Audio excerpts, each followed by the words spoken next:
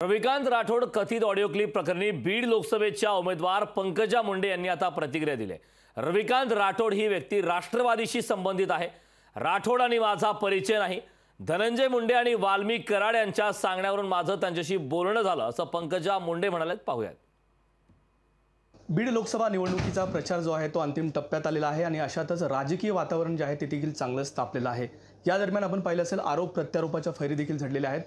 खास उमेदवार आहेत पंकजाताई मुंडे आपल्याबरोबर। ताई, पहिल्या दिवसापासून आपण पाहतो तुम्हाला या निवडणुकीमध्ये प्रामुख्याने जाणवलं, तुम्ही ती खंत बोलून दाखवलेली आहे की या पहिल्या निवडणुकीमध्ये विकासाचं राजकारण सोडून कुठेतरी जातीय रंग या निवडणुकीत पाहायला मिळाला। काय नेमका विषय? हा विषय मुळामध्ये मधल्या पट्ट्यात, म्हणजे निवडणूक सुरू झाली तर उमेदवारही नव्हता समोरच्या पक्षाकडे। तो उमेदवार राष्ट्रवादी आमची जी युतीतली त्यांच्यातलाच जाऊन तिकडे मिळालेला आहे। त्यामुळे निवडणुकीला रंग फार उशिरा झाला, कारण त्यांची उमेदवारी माझ्यानंतर 20-25 दिवसांनी डिक्लेअर झाली। तर मधल्या काळात काही अफवाचं असं झालं की त्याच्यामुळे असं एक नकारात्मक चर्चा झाली।